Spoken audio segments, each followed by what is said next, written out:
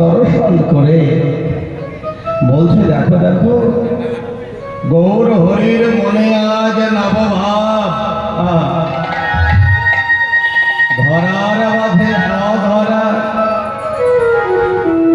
ধরার মাঝে অধরা, গৌর হরির ভাব কভু না যায় ধরা। গৌর হরির ভাব ক্ষমা বোঝা বড় দায়। কৃষ্ণ লীলা বোঝা যায় কিন্তু গৌর লীলা বোঝা বড় দায়। কৃষ্ণ লীলা বুঝতে পারবেন কিন্তু গৌর হরির লীলা, গৌরাঙ্গ লীলা যদি বুঝতে হয় তাহলে অত সহজ নয়। মানে গুরুর দুয়ারে যেতে লাগবে, গুরুর চরণ ধরতে হবে। ধাপে ধাপে ধাপে ধাপে আমরা ছাদে উঠি, মানে সিঁড়ি সিঁড়ি সিঁড়ি, প্রথম সিঁড়ি, দ্বিতীয় সিঁড়ি, তৃতীয় সিঁড়ি, এইভাবে সিঁড়ি অতিক্রম করে আমরা ছাদে উঠি। ভগবান আমার বললেন, কলির জীব, তোমরা মানব জন্ম পেয়েছ বটে, এটা তো সত্য, কিন্তু তোমরা আমাকে ভজতে আসছ মাধ্যম ছাড়া, উইদাউট নেটওয়ার্ক, নেটওয়ার্ক ছাড়া কোনো কিছুই হয় না, মাধ্যম ছাড়া কোনো কিছুই হয় না। হয় কি? ভগবান আমার বললেন, আশ্রয় করিয়া ভাবে তারে কৃষ্ণ নাহি তেজে, আর সব মরে অকারণে, মরে অকারণে।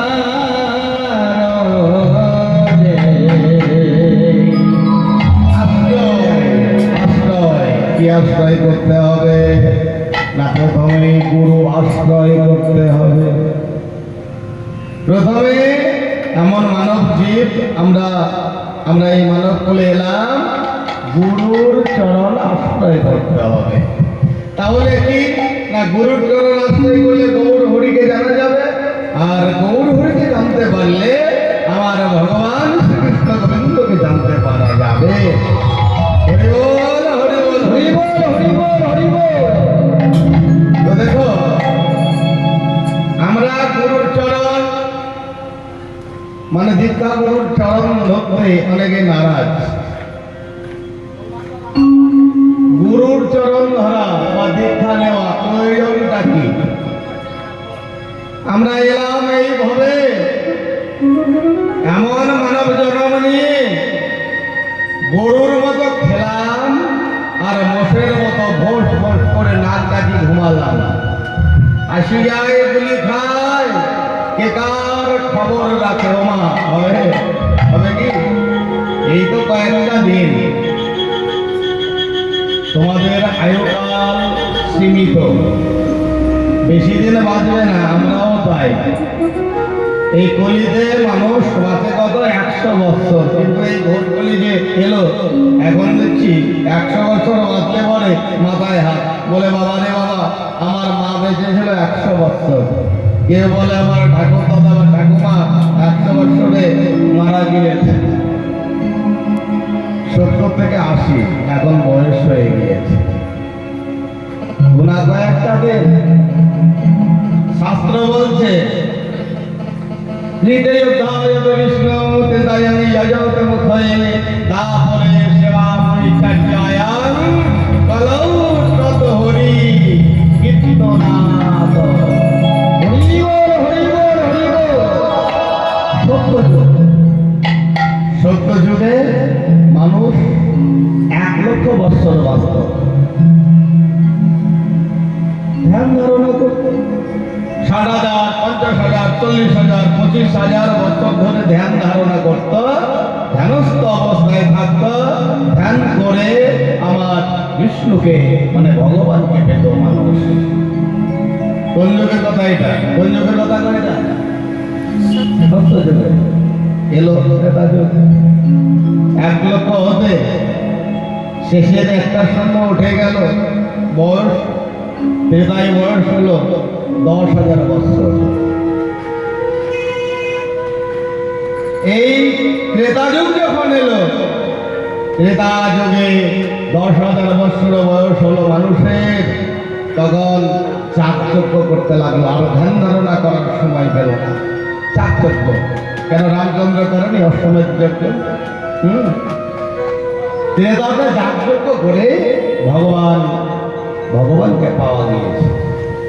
এলো তারপর 10,000-এর শেষে একটা শূন্য আউট হয়ে গেল, বাদ পড়ে গেল, হলো 1,000 বছর। মানে তারপরে মানুষের বয়স হয়েছিল কত? ছিল কত? 1,000 বছর। আয়ু কমে আসছে। দেখুন, কেউ যদি বলে এখান থেকে, বাবা তুমি কি সত্য যুগের মানুষ, যে এত জানলে কি করে? কি কেউ তো প্রশ্ন করতে পারে? পারে তো? কি বসাই? হ্যাঁ, প্রশ্ন করতে পারে, প্রশ্ন করতে পারে। তো সত্যি ছিল 1 লক্ষ বয়স, হ্যাঁ, তাই হলো 10 লক্ষ, এই 10,000, আর তারপরে হলো 1,000। কেউ হয়তো এখান থেকে প্রশ্ন করতে পারে আমাকে, তুমি কি দেখে আসছো? আমার মায়ের কথা শুনেছি, মায়ের কথা শুনে বিশ্বাস রাখতে হয় আমার বাবাকে। কি মা ঠিক বলছি তো? আমার মা আঙুল দিয়ে যারা রেখে দিয়েছে, বলেছে এটাই তোর বাবা, আমি তাকেই বাবা ডাক দিয়েছি। কি তাই তো?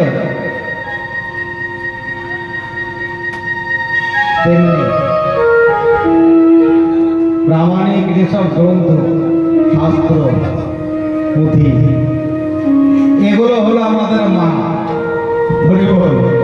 পুঁথি গ্রন্থ, নানা রকম শাস্ত্রাদি বইগুলো আমাদেরকে জানিয়েছেন, প্রামাণ্য দিয়েছেন। মানে গ্রন্থগুলো হলো আমার মাতা স্বরূপ। গ্রন্থে যেটা মিলেছে, গুরু গোসাই কানে যেটা শুনেছি, জেনেছি, মেনেছি, সেটাই আমি বলছি। তো দেখুন, দাপর যুগ এলো যখন, দাপর যুগে বয়স মানুষের হলো কত? 1,000 বছর। যাগযজ্ঞ করার, ধ্যান ধারণা করার আর সময় পাচ্ছে না। তাহলে বলছে কি, এই 1,000 বছর বয়সের মধ্যে যাগযজ্ঞ নয়, ধ্যান নয়, শুধু সেবা করো। সেবা পরিচর্যার মাধ্যমে ভগবানকে পেতে পারবে। তারপর যদি তাই সেবা পরিচর্যার মাধ্যমে আমার ভগবানকে পেয়েছে। এলো কলিযুগ। 1,000 হতে শেষের আরো একটা শূন্য উঠে গেল, মুছে গেল, হলো 100 বছর বয়স। এই যে নিমিত্ত সময় মাত্র, এই সময়ের মধ্যে ধ্যান ধারণা, সেবা পরিচর্যা আর করার সময় নাই। পুরা কয়েকটা দিন, 100 বছর আয়ু, এই 100 বছর আয়ুর মধ্যে খুব সাবধান। তোমরা হাতে করো গৃহ কাজ, মুখে বলো হরি, অনায়াসে করে যাবে এই ভব পারি। সামান্য নিমিত্ত কয়েকটা দিন, এই কয়েকটা দিনে তোমাদেরকে সহজ একটা মহৌষধি দিয়ে যাচ্ছি। ভগবান বললেন, এই কয়েকটা দিনের মধ্যে তোমরা হাতে গৃহ কাজ করো, তার মধ্যে আমাকে হরি হরি হরি বলে ডাকো, তাহলে সব সমস্যার সমাধান মিটে যাবে। তোমরা অনায়াসে ভবহারি পাবে। এই কলিতে শুধুমাত্র হরি নাম সার করো। হরি বল, হরি হরি। যার জন্যে এই যে এই হরি সভাটা দেওয়া হয়েছে, এমনি এখানকার ছেলেগুলো মানে যারা কমিটির ছেলে আর কি, দাদা হোক, ভাই হোক, কাকু হোক, তারা হয়তো 3 মাস থেকে 2 মাস থেকে মাথার গাম গায়ে ফেলছে, ছুটোছুটি করছে, দাঁড়ে দাঁড়ে যাচ্ছে, ভিক্ষা মারছে। শুধু এই সৎ তামাশার জন্য নয়, ধর্মকে টিকিয়ে রাখতে গেলে এমন এমন জাতিক অনুষ্ঠানের প্রয়োজন আছে। কি হ্যাঁ না? মিলন মেলা, এই যে মিলন মেলা, এই হরিনামের আসরটা হলো মহামিলনের মেলা। তাই এমন মিলন মেলায় আমার গৌর হরি ভক্তগণকে সঙ্গে পেয়েছে। ভক্তগণকে সঙ্গে পেয়ে গৌর হরি কি করছে? দেখো দেখো মধুর বচনে কহে হরে বাবা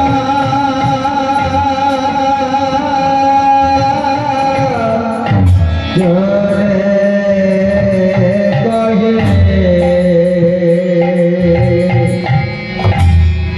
মধুর বচনে কহে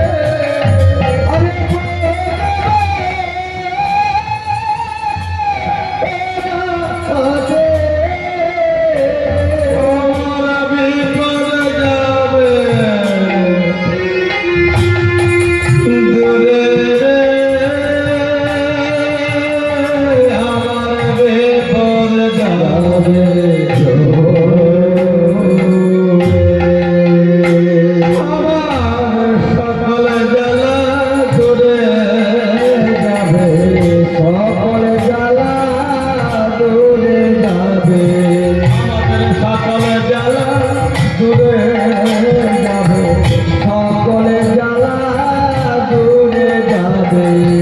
ওই সূর্য দেবা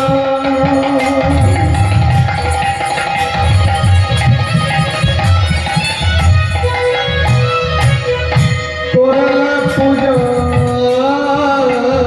আমাদের সকল জ্বালা দূরে যাবে, সূর্য দেবা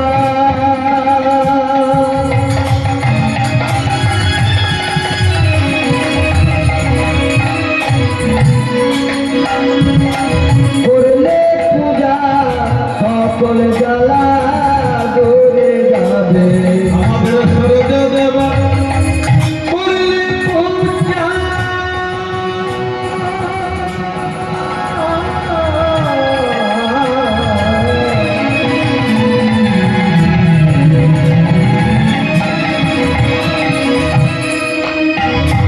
সকল জ্বালা ধরে যাবে, সূর্য দেবা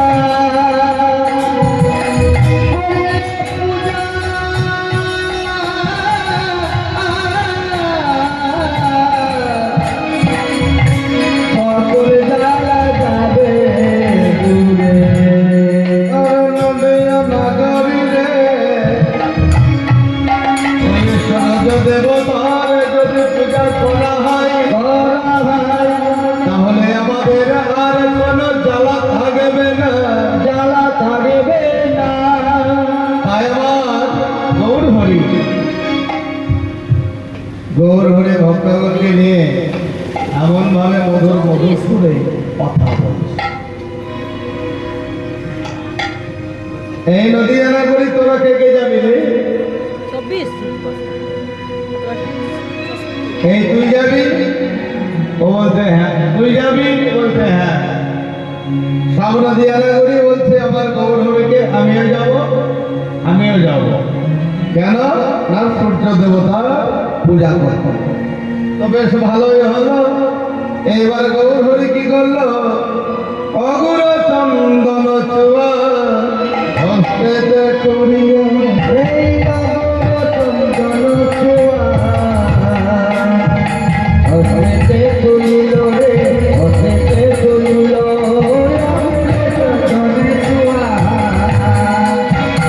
হস্তেতে করিল রে, হস্তেতে করিল আহারে আহারে আহারে। অগুর চন্দন চুয়া হস্তেতে লইয়া অগর চন্দন ছোঁয়া হস্তেতে লইয়া মনে তুমি ছিলা জয় জয় দিয়া ফুল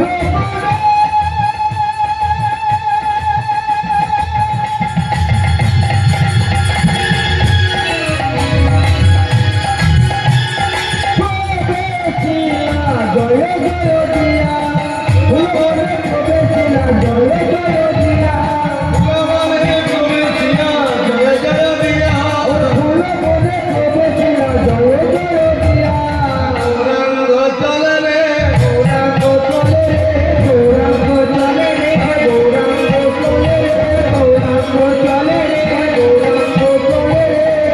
গৌরাঙ্গ চলে রে, গৌরাঙ্গ চলে রে, গৌরাঙ্গ চলে রে, গৌরাঙ্গ চলে রে, গৌরাঙ্গ চলে রে। মুখে হরি হরি বলে গৌরাঙ্গ চলে রে হরি বলে গৌরাঙ্গ চলে রে, হরি হরি বলে গৌরাঙ্গ চলে রে, মুখে হরি হরি বলে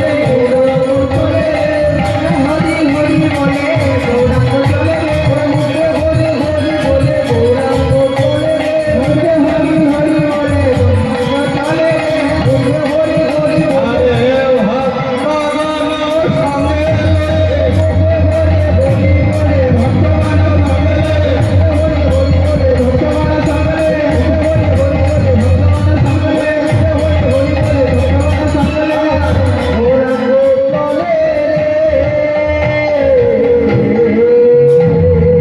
ভগবানে প্রবেশিয়া গোরা দেখে বলে যে বনের মধ্যে আমার গৌর হরি সূর্য দেবতার পূজা করবে, মানে গৌর হরির মনে সেই পুরব লীলার ভাব মনে পড়ে গিয়েছে। অর্থাৎ দাপর যুগে শ্রীমতী রাধা ঠাকুরানী যেমন সূর্য পূজার ছলা করে আমার ভগবান প্রাণকৃষ্ণ ভগবানের সঙ্গে প্রাণনাথের সঙ্গে দেখা করেছিল গহন কাননে বনে গিয়ে, ঠিক সেই ভাব মনে পড়ে গিয়েছে আজ আমার গৌর হরির মনে। গৌর হরির মনে প্রভের ভাব মনে পড়লো কেন? করবে তো, সেই যে দুই তনু এক হয়ে হয়েছে গোড়া, গোবিন্দ আর রাধারানী দুই তনু দুই দেহ এক হয়ে এই নদিয়ায় হয়েছে গৌর হরি। হরি বল, হরি বল। তাই আমার গৌর হরির মনে এই কলিকালে কখনো কৃষ্ণ ভাব,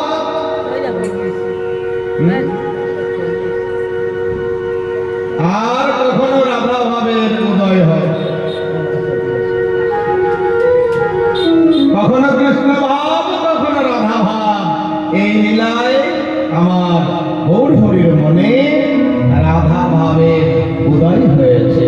তাই সেই পুরব লীলায় যেমন রাধারানী সূর্য পূজায় গিয়েছিল সখীগণকে সঙ্গে নিয়ে, তেমনি আজ গৌর হরি এই নদিয়ায় আসে ভক্তগণের সঙ্গে নিয়ে, যেন সূর্য পূজার ছলা করে যাচ্ছে কোথায় গহন কানন মাঝে। হরি বল, হরি বল। আরে ফুল বনে প্রবেশিলা গোরা দ্বিজ মনি, ফুল বনে প্রবেশিলা গোরা দ্বিজ মনি, ফুল বনে প্রবেশিলা গোরা দ্বিজ মনি, ফুল বনে প্রবেশিলা গোরা দ্বিজ মনি, বাসুদেব কহে গোরার গায়ে নিঃসনে, বাসুদেব কহে গোরা কহে নিঃসনে, বাসুদেব কহে গোরার গায়ে নিঃসনে, বাসুদেব কহে গোরা কহে নিঃসনে, মালাই যায় মালাই যায়,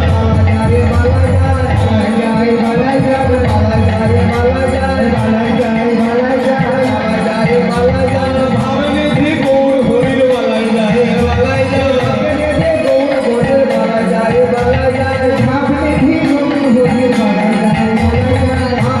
গৌর হরি,